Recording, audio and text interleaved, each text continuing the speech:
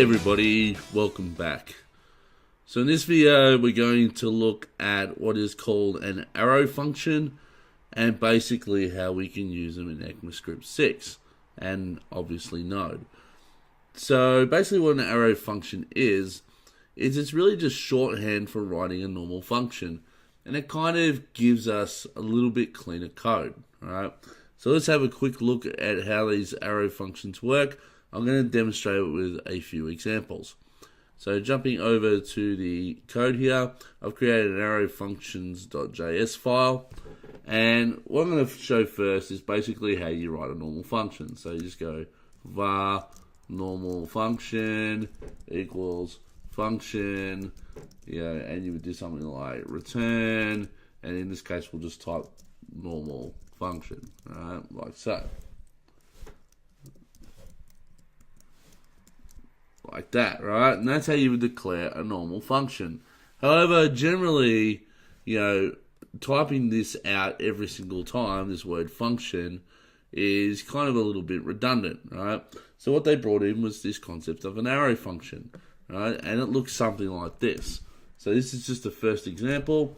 So we go arrow function is equal to, right, this, and then this little arrow symbol, right?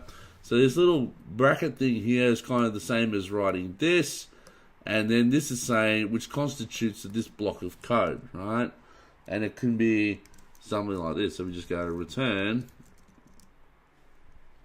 and we go arrow function, like so.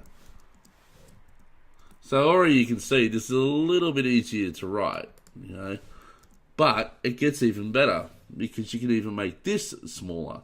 So if I come in and now go simple arrow function, right, equals, and in this case we can go that, and then just go arrow, a simple arrow function. Now this is doable because we're just returning a value, right? If we had more than one statement inside of here, and it didn't have a return statement, you couldn't execute an arrow function like this. This is just shorthand for saying return a value, right? So that's how this works. If I was to have another line here, we would have to write it in this format, right? And the other things you can do is you can return different object types, like this one's a string. If I come down to the next line, we can also return things like objects. In fact, before I do that, I'll just show an empty arrow function. I missed one here, and that would look something like this, like that, and that's basically a block of code that does nothing. So you're saying here's a function and it does absolutely nothing. Okay. Now I'll show you how it returns an object. So object return function, again, we just do something like so, and we can just go inside of here, we can return an object like that. Now for this to work, you do have to wrap the object inside of round parentheses, because if you don't, it'll think this is the body of a function, right? This is telling your node code that this is not a function block. This is in fact an object that needs to be returned. Okay, so that's how you can return objects using arrow functions. Going down, we can look at parameterized functions. So far at this point, these are all been functions that have had absolutely no parameters. So it's like creating like function, nothing like that. Now we want to do something like a B, like that, right? So we can do that as well.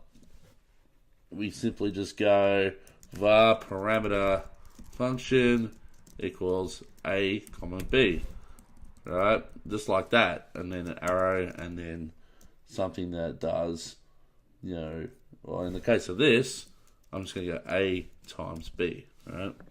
So you can do this kind of expression too without having to include parentheses, and this returns the result of A times B. Okay. Going down, you can have single parameter ones, and when you do single parameters, you don't need the parentheses like this. So if I come in and go single parameter function and just say I want an x, right, to be a single parameter, we can do just like that, and you go x times x, right? You don't need the parentheses like so if it's one parameter. If it's 0 parameters or more than one parameter, you have to have the parentheses. You don't need the parentheses for one, but it doesn't hurt if you do add it. So just to keep that in mind. We could have rest parameters as part of our array functions. So we can do something like this. Rest parameter function equals a, b, and then we'll say dot, dot, dot, rest, like so. So we've seen rest parameters already. And then inside of here, we can go console.log a, console.log b, console.log dot, dot, dot, rest. All right. And I've made a mistake here. I've forgotten the arrow function. Like so. In fact, I've put it in the wrong place. I need the arrow there. Cool. And that's pretty much it in terms of the main syntax that you can use for array functions. Now let's actually spit out the result of some of these. So starting off with the normal function, we just call normal function like so. But I might console.log this out, so we can see that it actually spits out normal function here. And then we'll start with the first three results here. Oops. So we'll call arrow function as well. And simple arrow function. Paste. And then we'll come over and just quickly check how that is.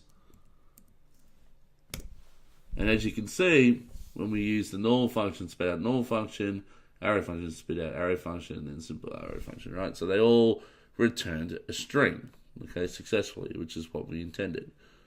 As far as empty arrow function is concerned, if I call this like so, it's not going to do anything, all right? So if I come over, you're not going to see any difference here. It's just going to print out the same result. No big deal there. If I want to console.log out the result of this object, like so, we're going to see the object emitted here. So there it is. A is 2. In terms of the parameter function, if I come down and I pass in two values, let's say 2 and 5. So grab this, we'll go 2 and 5 like so, and save. We should get 2 times 5, which is 10, so it should spit out 10, and there it is. And then we've got a single parameter function here, so we're just going to print out one value. So this would be squaring. This is essentially squaring a number. And so the value we'll put in for that is 5, so we should get 25. So once again, coming over, might clear the screen actually.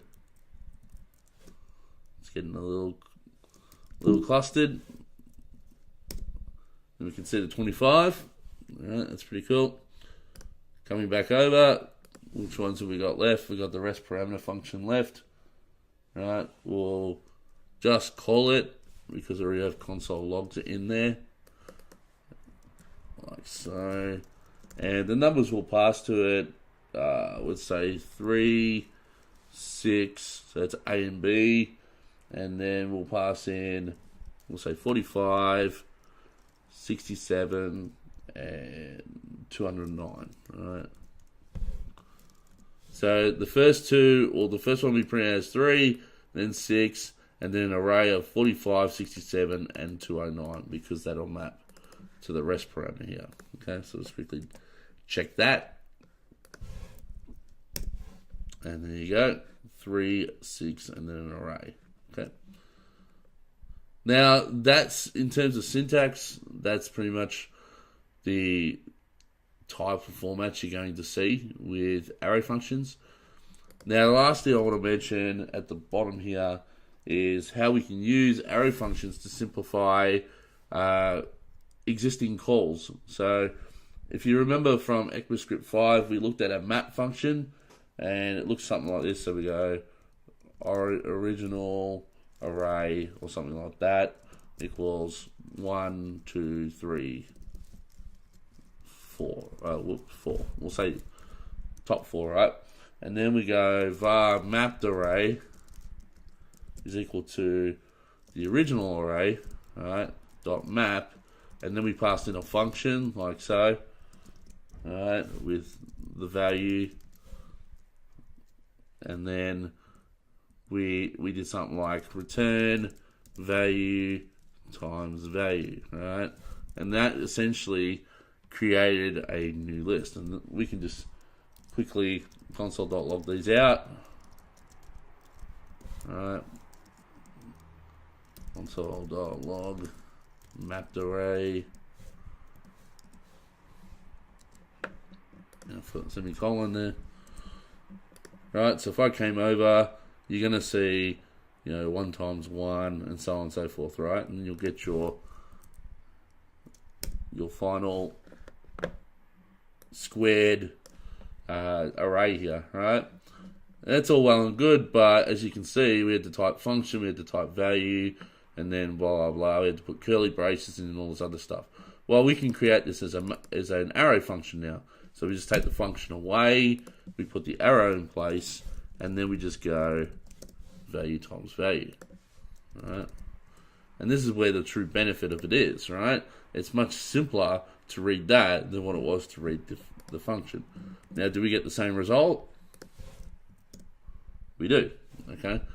So that's arrow functions from a very basic level. In the next video, we're going to look at some of the benefits of using them and also some of the implications of using them.